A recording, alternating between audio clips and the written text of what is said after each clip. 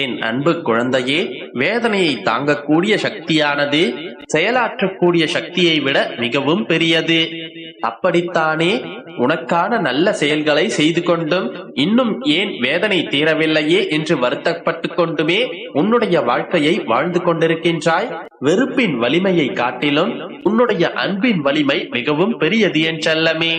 உன்னுடைய அன்பிற்காகவும் நீ என்னை பாசத்தோடு அப்பா என்று அழைப்பதற்குமாகத்தான் உன்னுடைய பிரச்சனைகளை எல்லாம் தீர்த்து வைப்பதற்காக ஓடோடி வந்துள்ளேன்.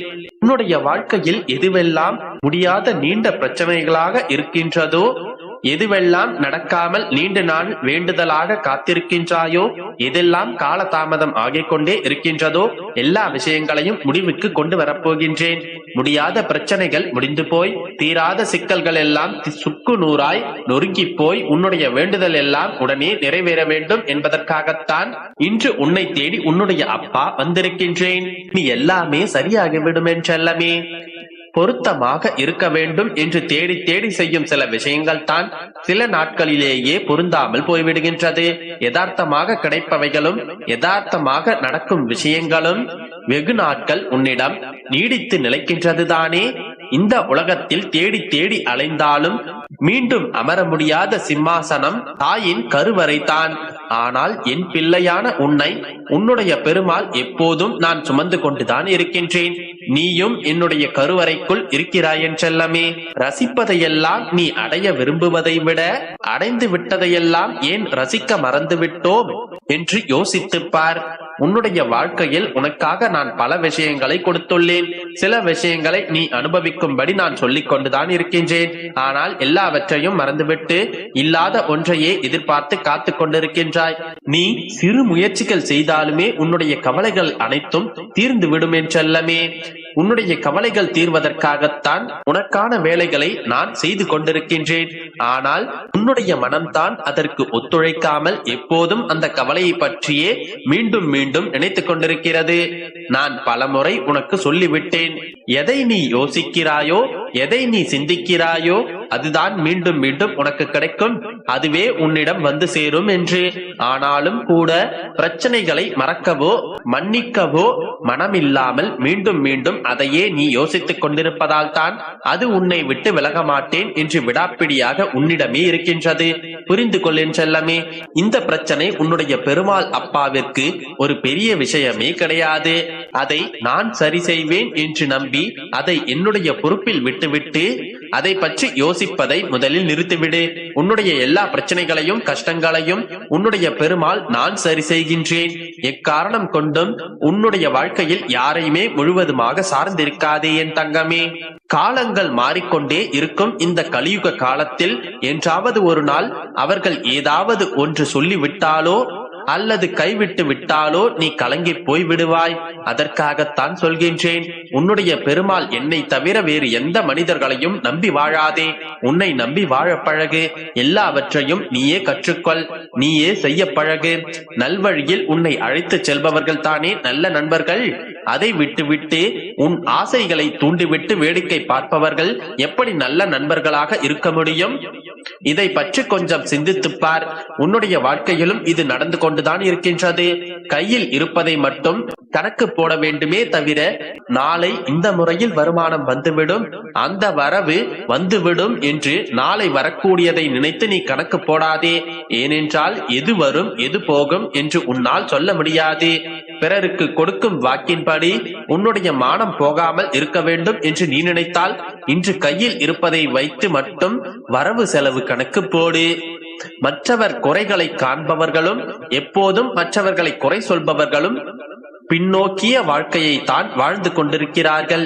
என் அன்பு பிள்ளையான நீ அப்படி இருக்கக்கூடாது. நீ என்ன தவறு செய்கின்றாய், உனக்குள் என்ன குறைகள் இருக்கின்றது என்பதை யோசித்து உன்னுடைய வாழ்க்கையை முன்னோக்கி வாழப்பார். உனக்கு துணையாய் நான் இருந்து வழிகாட்டுவேன். உன்னை சுற்றி உள்ளவர்கள் எல்லோரையுமே நீ மகிழ்ச்சியாக வைத்திருக்க வேண்டுமென்றால் முதலில் நீ மகிழ்ச்சியாக இருக்க வேண்டுமல்லவா? உன்னிடம் மகிழ்ச்சி இருந்தால் தானே அதை மற்றவர்களுக்கு கொடுக்க முடியும். உன்னிடம் இல்லாத ஒன்றை நீ யாருக்குமே கொடுக்க முடியாது என் செல்லமே. அதனால் மகிழ்ச்சியோடு வாழ பழகு. அனைத்தும் நல்லதாகவே நடக்கும். நம்பிக்கையோடு இரு. என் அன்பு குழந்தையே, என்னுடைய ஆசியுடன் இந்த நன்னாளை தொடங்கு. பரிபூரண அன்பும் அருளும் ஆசீர்வாதமும் உனக்கு முழுமையாக கிடைக்கப் போகின்றது. உன்னுடைய வாழ்வில் நடந்து முடிந்த கசப்பான நினைவுகளை எல்லாம் மறந்துவிடு. இனி வரப்போகும் மகிழ்ச்சியான நாட்களை மகிழ்ச்சியாக வரவேற்று வாழ்ந்திடு. நீ வேண்டியது கிடைக்க, விரும்பியதை அடைய நீண்ட காலமாக பிரார்த்தனை செய்து கொண்டிருக்கிறாய். நீண்ட காலமாக காத்து கொண்டும் இருக்கின்றாய். இதோ நீ விரும்பியதை அடைய ஒரு சூட்சமத்தை சொல்கிறேன், கேள்.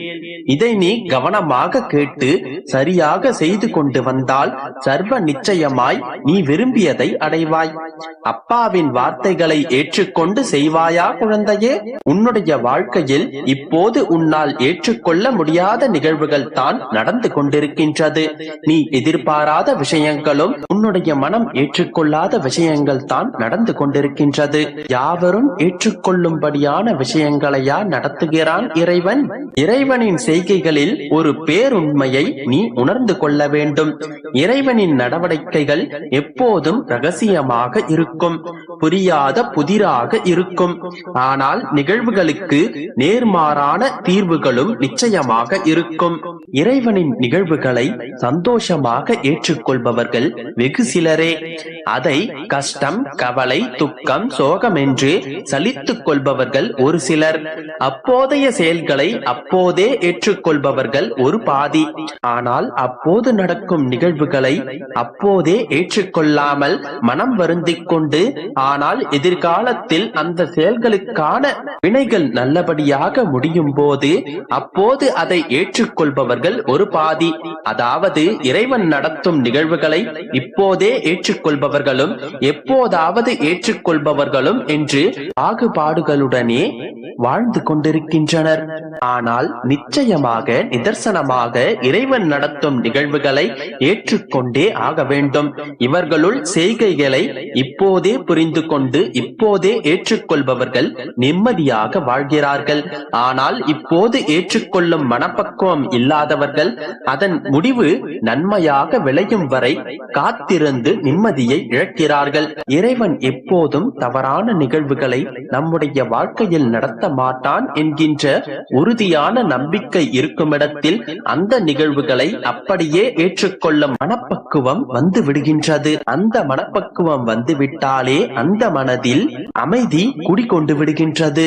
நிம்மதியான வாசம் வீசம் செய்ய ஆரம்பித்து விடுகின்றது. யார் ஒருவருக்கும் அவர் விரும்பிய வாழ்க்கை ஒருபோதும் கிடைப்பதில்லை. தவறான நிகழ்வுகளை நம்முடைய வாழ்க்கையில் நிகழ்த்த மாட்டான் என்கின்ற நம்பிக்கை இருக்க வேண்டும். மாறாக அவர்கள் முன்னேறுவதற்கு, அவர்கள் சிறப்பாக செயல்படுவதற்கு, அவர்கள் வளர்ச்சி பெறுவதற்கு வேண்டியதை வேண்டிய நேரத்தில் இந்த வாழ்க்கை தருகின்றது. நீ விரும்பியதை இந்த வாழ்க்கை தரும் என்று காத்திருக்காமல் இந்த வாழ்க்கை தருவனவற்றை வைத்துக் கொண்டு விரும்பியதை நீ அடைய முடியும். என் அன்பு குழந்தையே, வேதனையை தாங்க